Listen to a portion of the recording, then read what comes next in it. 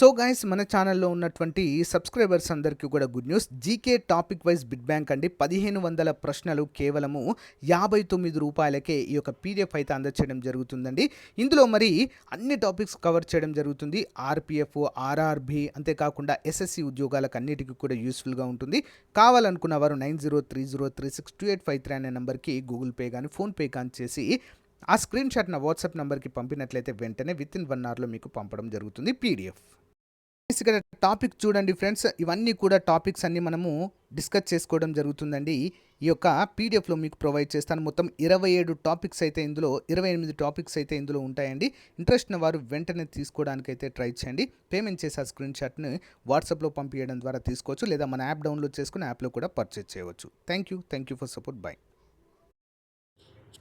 Hello everyone, welcome to Dhruva academy. So guys, ఈరోజు మనము SSC CHSL July 9కి సంబంధించినటువంటి థర్డ్ అండ్ ఫోర్త్ షిఫ్ట్లకు సంబంధించినటువంటి క్వశ్చన్స్ని ఈ వీడియోలో చూద్దాము. సో గాయస్, చాలా అంటే చాలా ఇంపార్టెంట్ బిట్స్ అయితే మనకు ఎగ్జామ్లో రావడం జరిగింది. సో ఫ్యూచర్లో కూడా ఇతర ఎగ్జామ్లో ఎస్ఎస్సి ఎంటీఎస్ కావచ్చు, జీడీ కావచ్చు, ఆర్పిఎఫ్, ఓకేనా, మరి ఇతర ఉద్యోగాలకు కూడా ఇవి వచ్చేటువంటి అవకాశం ఉంది. రిపీటెడ్గా అడుగుతున్నారు క్వశ్చన్. ఈవెన్ సిహెచ్ఎల్ ఎగ్జామ్లోనే రిపీటెడ్గా వస్తున్నటువంటి క్వశ్చన్స్ ఉన్నాయి. వాటన్నిటి గురించి కూడా చూద్దాం. వీడియో చివరి వరకు చూడండి. పీడిఎఫ్ లింక్ ఇస్తాను, డౌన్లోడ్ చేసుకోండి. ఓకే, ముందుగా ఒక చిన్న లైక్ చేసి మన ఛానల్ సపోర్ట్ చేయండి ఫ్రెండ్స్. ఇలాంటి అనాలిసిస్ వీడియోస్ మన ఛానల్లో ఎప్పటికీ కూడా వస్తూనే ఉంటాయి మీ సపోర్ట్ వల్ల. ఓకేనా, లేట్ చేయకుండా కంటెంట్లోకి వెళ్దాం. Question number 1. Which mineral deposits are abounded in the state of Jharkhand, Chhattisgarh and Madhya Pradesh? అంటే ఏ రాష్ట్రంలో, అంటే జార్ఖండ్, ఛత్తీస్గఢ్, మధ్యప్రదేశ్ రాష్ట్రాల్లో ఏ ఖనిజ నిక్షేపాలు పుష్కలంగా ఉంటాయి మన దేశంలో? ఆన్సర్ బొగ్గు నిల్వలు ఎక్కువగా ఉంటాయండి ఇక్కడ. ఓకేనా, జార్ఖండ్, ఛత్తీస్గఢ్ మరియు మధ్యప్రదేశ్ రాష్ట్రాల్లో ఖనిజాలు మరియు బొగ్గు నిల్వలు పుష్కలంగా ఉంటాయండి, గమనించాలి. Next one. మరి మొత్తం బొగ్గు నిల్వల పరంగా భారతదేశంలో జార్ఖండ్ అగ్రస్థానంలో ఉంది.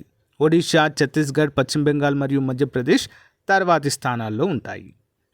భారతదేశం యొక్క బొగ్గు నిక్షేపాలు ద్వీపకల్ప భారతదేశంలోని పురాతన గోండ్వానా నిర్మాణాలు మరియు చిన్న తృతీయ ప్రాంతంలో మనకు కనిపిస్తాయి. Question number 2. Fundamental rights are covered by which article? So guys, ఒకటి గుర్తుంచుకోండి, ప్రాథమిక హక్కులు ఏవైతే ఉన్నాయో ప్రాథమిక హక్కుల నుంచి 100% ఎవ్రీ షిఫ్ట్లో ఒక క్వశ్చన్ అడిగారండి ఈ యొక్క సిహెచ్ఎస్ఎల్ ఎగ్జామ్లో. చాలా అంటే చాలా important. Fundamental rights are covered by which article? Fundamental rights కావచ్చు, ఫండమెంటల్ అంటే ప్రాథమిక హక్కులు, ప్రాథమిక విధులు, ప్రాథమిక హక్కులు, విధులు, డ్యూటీస్ 3. ఓకేనా, వీటి మూడింటి పైన కూడా ఒక్కొక్క క్వశ్చన్ అడుగుతున్నారు. మరి fundamental rights are covered by which article? ప్రాథమిక హక్కులు ఏ ఆర్టికల్ నుంచి ఏ ఆర్టికల్ వరకు కవర్ చేయబడి ఉన్నాయి? సో ఆర్టికల్స్ 12 నుండి 35 వరకు అండి. చూద్దాం ఒకసారి క్లియర్గా 1 by 1. ప్రాథమిక హక్కులు భారత రాజ్యాంగం 6 ప్రాథమిక హక్కులను అందిస్తుంది. ప్రీవియస్గా 7 ఉండేదండి. నేను ప్రీవియస్గా అనాలిసిస్ వీడియోలో ఒక క్వశ్చన్ అడిగాను. సో యాక్చువల్గా 7 ఉండే కదా, ప్రజెంట్ 6 ఎందుకున్నాయంటే 7వది ఆస్తి హక్కు అండి. ఓకేనా, దాన్ని తొలగించడం జరిగింది. 31వ ఆర్టికల్ నుంచి తీసేసి 300 ఏ ఆర్టికల్లో దాన్ని పొందుపరిచారు. అందుకే ప్రజెంట్ 6 మాత్రమే ఉన్నాయి మనకి. సమానత్వపు హక్కు ఆర్టికల్ 14 నుంచి 18 వరకు. స్వేచ్ఛా హక్కు ఆర్టికల్ 19 నుంచి 22. దోపిడీకి వ్యతిరేకంగా హక్కు అంటే దోపిడీ నిరోధక వ్యతిరేక హక్కు ఆర్టికల్ 23 నుంచి 24. మత స్వేచ్ఛ హక్కు ఆర్టికల్ 25 నుంచి 28. సంస్కృతి మరియు విద్యా హక్కులు, సంస్కృతి మరియు విద్యా విషయక హక్కులు ఆర్టికల్ 29 నుంచి 30. రాజ్యాంగ పరిష్కారాల హక్కు లేదా రాజ్యాంగ పరిహారపు హక్కు ఆర్టికల్ 32. మోస్ట్ ఇంపార్టెంట్, ఈ 32 గురించి కూడా చాలాసార్లు అడిగాడండి. ఓకే, గుర్తుంచుకోవాలి. Next one. Who was the Mughal empire who translated Ramayana Mahabharata into Persian? Ramayana Mahabharata పౌరాణిక గ్రంథాలను పర్షియన్ భాషలోకి అనువదించిన మొఘల్ చక్రవర్తి ఎవరు? అంటే వీరి కాలంలో అనువాదం అయితే జరిగింది అక్బర్ కాలంలో. ఓకేనా, అక్బర్. మొఘల్ చక్రవర్తి అక్బర్ భారతదేశంలోని పౌరాణిక గ్రంథాలపై ఎంత ఆసక్తిని కలిగి ఉన్నాడు? అతను మహాభారతం మరియు రామాయణం మాత్రమే కాకుండా అథర్వణ వేద కూడా పర్షియన్లోనికి అనువదించారు. అబ్దుల్ ఖాదిర్ బదాయుని అక్బర్ కోరిక మేరకు రామాయణం మరియు మహాభారతం మరియు అనేక సంస్కృత కథలు మరియు హిందూ ఇతిహాసాలను పర్షియన్ భాషలోకి అనువదించడాన్ని మనము చూడవచ్చు. ఇంపార్టెంట్ క్వశ్చన్ అండి. ఎవరండి? అక్బర్ కాలంలో ఉన్నటువంటి అబ్దుల్ ఖాదిర్ బదాయుని ఈయన వీటి అనువాదం అయితే చేశారు పర్షియన్లోనికి. Which of the following dance is performed during festival like Eid ul Fitr and Ramzan in Jammu and Kashmir? Jammu మరియు కాశ్మీర్లో ఈద్ ఉల్ ఫితార్ మరియు రంజాన్ వంటి పండుగల సమయంలో ఈ క్రింది నృత్యాలలో ఏది ప్రదర్శించబడుతుంది? ఆ నృత్యం పేరేంటండి? రౌఫ్ డ్యాన్స్ అంటారు దాన్ని. ఓకేనా? రౌఫ్ డ్యాన్స్. వివరాలు చూద్దాం. రౌఫ్ నృత్య శైలి జమ్మూ కాశ్మీర్ రాష్ట్రానికి చెందినది. రౌఫ్ అనేది ప్రధానంగా మహిళలు ప్రదర్శించే జానపద నృత్యము మరియు జమ్మూ కాశ్మీర్లో ముస్లిం సమాజంలో ఉద్భవించినటువంటిది ఒక సాంస్కృతిక నృత్యంగా మనము చెప్పుకోవచ్చు. Okay, next, what are the dimensions of pitch of football field? Football మైదానం యొక్క పిచ్ కొలతలు ఎంత అని అడిగారండి. చాలా ఇంపార్టెంట్ క్వశ్చన్, ఎవరు కూడా ఎక్స్పెక్ట్ చేయని క్వశ్చన్ ఇది. ఓకే, ఆట నిబంధనల ప్రకారము ఫుట్బాల్ పిచ్ కనీస పొడవు 90 మీటర్లు మరియు గరిష్టంగా 120 మీటర్లు ఉండవచ్చు. ఫుట్బాల్లోని గోల్ పోస్టుల మధ్య దూరము ఆట నియమాల ప్రకారము ప్రామాణీకరించబడుతుంది. ఫుట్బాల్లో గోల్ పోస్టుల మధ్య సరైన దూరము 7.320 మీటర్లు. మరి ఫీల్డ్ పొడవు 100 మీటర్లు 110 గజాలు మరియు 110 మీటర్లు లేదా 120 గజాల మధ్య మారుతూ ఉంటుంది. ఫీల్డ్ వెడల్పు 64 మీటర్లు అంటే 70 గజాలు మరియు 75 మీటర్లుగా మారుతూ ఉంటుందండి, గుర్తుంచుకోవాలి. Next one, fundamental duties were added to the constitution by which of the following amendments? క్రింది ఏ సవరణల ద్వారా రాజ్యాంగానికి ప్రాథమిక విధులు జోడించబడ్డాయి? ఫస్ట్ నుంచి స్టార్టింగ్ నుంచి లేవండి ప్రాథమిక విధులు. ఓకే, 42వ రాజ్యాంగ సవరణ ద్వారా 1976లో వీటిని జోడించడం జరిగింది. మరి ప్రాథమిక విధుల లక్షణము యుఎస్ఎస్ఆర్, యునైటెడ్ సోవియట్ రష్యా అండి ఇది. ఓకే, ఇప్పుడు రష్యాగా అయింది, అప్పుడు విడిపోవడం అయితే జరిగింది అన్ని రాజ్యాలు కూడా. ఇప్పుడు ప్రజెంట్ రష్యా. ఈ రాజ్యాంగం నుంచి అయితే తీసుకొనబడింది. 42వ రాజ్యాంగ సవరణ 1976 ద్వారా ప్రాథమిక విధులు రాజ్యాంగంలో పొందుపరచబడ్డాయి. ఓకే, ఫండమెంటల్ డ్యూటీస్ రాజ్యాంగంలోని 4వ భాగము ఏ ఆర్టికల్ 51A జోడించబడ్డాయి. మరి ప్రాథమిక విధులను సిఫారసు చేసినటువంటి కమిటీ ఏంటంటే Swaran Singh committee. Okay, next one, when can you take the new ball in test match? Test match అంటే క్రికెట్లో మీరు కొత్త బంతిని ఎప్పుడు తీసుకోవచ్చు అంటే 80వ ఓవర్ దాటిన తర్వాత కొత్త బంతిని తీసుకునేటువంటి వెసులుబాటు కల్పించడం అయితే జరుగుతుందండి. ఓకేనా? టెస్ట్ క్రికెట్లో బౌలింగ్ జట్లు ప్రతి గంటకు కనీసము 15 ఓవర్లు వేయాలండి. ఇది కూడా అడగడం జరిగింది మనకి ఎగ్జామ్లో. ఇది బౌలింగ్ జట్టు మరియు ఎంపైర్పై ఆధారపడి ఉంటుంది, కానీ సాధారణంగా ఒక టెస్ట్ మ్యాచ్లో 80 ఓవర్లు వేసిన తర్వాత కొత్త బంతిని అందుబాటులోకి తీసుకోవచ్చు. లేదా కొన్ని స్పెషల్ కండిషన్స్ ఉంటాయి, లైక్ బాల్ డ్యామేజ్ అవ్వడము లేదా బాల్ స్టేడియం బయటకి వెళ్ళిపోవడము, అంటే పోవడం లాంటివి జరిగినప్పుడు కూడా కొత్త బంతిని అయితే తీసుకునే అవకాశం ఉంటుంది. Okay, next one, Baiga dance belongs to which state? Baiga నృత్యం ఏ రాష్ట్రానికి సంబంధించింది అంటే మధ్యప్రదేశ్ అండి. అర్జున్ సింగ్ దూర్వే 1953 ఆగస్టు 12న మధ్యప్రదేశ్లోని దిండోరి జిల్లాలో జన్మించారు. అతను బైగా జానపద పాటలు మరియు నృత్యానికి ప్రసిద్ధి చెందిన వ్యక్తి. బైగా పర్ధావ్ని నృత్యము బైగా తెగ యొక్క ప్రధాన నృత్యము.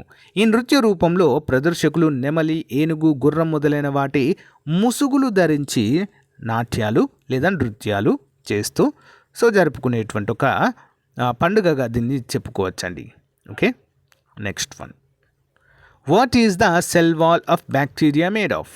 బ్యాక్టీరియాలోని సెల్ గోడ దేనితో తయారవుతుంది? ఓకేనా, ఆన్సర్, బ్యాక్టీరియా యొక్క సెల్ గోడ పెప్టిడోగ్లైకాన్ లేదా మ్యూరిన్ అనేటువంటి ప్రత్యేకమైన పదార్థముతో తయారవుతుంది. ఓకేనా, ఇంపార్టెంట్. మరి ఇది పెప్టిడోగ్లైకాన్ అనేది చక్కెరలు మరియు అమైనో ఆమ్లాలతో తయారైనటువంటి ఒక పాలిమార్ అండి. దేంతో అండి? చక్కెరలు మరియు అమైనో ఆమ్లాలతో తయారైనటువంటి polymer. Next one, Vijay Kelkar committee is concerned with which of the following field? Vijay Kelkar committee అనేది క్రింది వాటిలో ఏ రంగానికి సంబంధించింది? తప్పుపడింది ఇక్కడ. యా విజయ్ కేల్కర్ కమిటీ అనేది, సో ఇదైతే అప్డేట్ చేస్తాను, ఇక్కడ తప్పుపడిందండి. సో నెక్స్ట్ క్వశ్చన్కి రావాల్సినటువంటి ఆప్షన్ ఇది. ఓకే, విజయ్ కేల్కర్ కమిటీ అనేది ప్రభుత్వ ప్రైవేట్ భాగస్వామ్యాన్ని గురించి అయితే ఈ కమిటీ వేయడం జరిగిందండి. ఓకేనా, ప్రభుత్వ ప్రైవేట్ సంస్థల యొక్క భాగస్వామ్యము చాలా ఇంపార్టెంట్ అండి, ఇది గుర్తుంచుకోవాలి. ఓకేనా, నెక్స్ట్ వన్, భారతదేశంలో పీపీపీ మోడల్ను అంచనా వేయడానికి విజయ్ కేల్కర్ కమిటీని, అంటే పబ్లిక్ ప్రైవేట్ పార్ట్నర్షిప్, పీపీపీ అంటే ఏంటండి, public private partnership, triple model అంటారు దీన్ని. మరి దీన్ని అంచనా వేయడానికి విజయ్ కేల్కర్ కమిటీని నియమించడం అయితే జరిగిందండి. Important question. Triple under which act of the post governor of the Bengal was change to that of governor general of Bengal? ఏ చట్టం ప్రకారం బెంగాల్ గవర్నర్ పదవిని బెంగాల్ గవర్నర్ జనరల్గా మార్చారు? 1773 రెగ్యులేటింగ్ చట్టం అండి. భారతదేశంలో చేయబడినటువంటి మొట్టమొదటి చట్టం ఈస్ట్ ఇండియా చట్టం 1773 రెగ్యులేటింగ్ చట్టం. చూద్దాం. లార్డ్ వారెన్ హేస్టింగ్స్ 1773 నుంచి 1785 వరకు బెంగాల్ మొదటి గవర్నర్ అండి. మరి వారెన్ హేస్టింగ్ హయాంలో 1773 రెగ్యులేటింగ్ యాక్ట్ మరియు 1784 పిట్స్ ఇండియా చట్టం వంటి ముఖ్యమైన చట్టాలు ఆమోదించబడ్డాయి. మరి భారత గవర్నర్ జనరల్ 1833 నుంచి 58 మధ్య బెంగాల్ గవర్నర్ జనరల్ హోదా 1833 చార్టర్ చట్టం ద్వారా గవర్నర్ జనరల్ ఆఫ్ ఇండియాగా మార్చడం అయితే జరిగింది. Governor general of India. Next one, what is sterilisation అంటే ఏంటి? స్టెరిలైజేషన్ అంటే ఏంటి?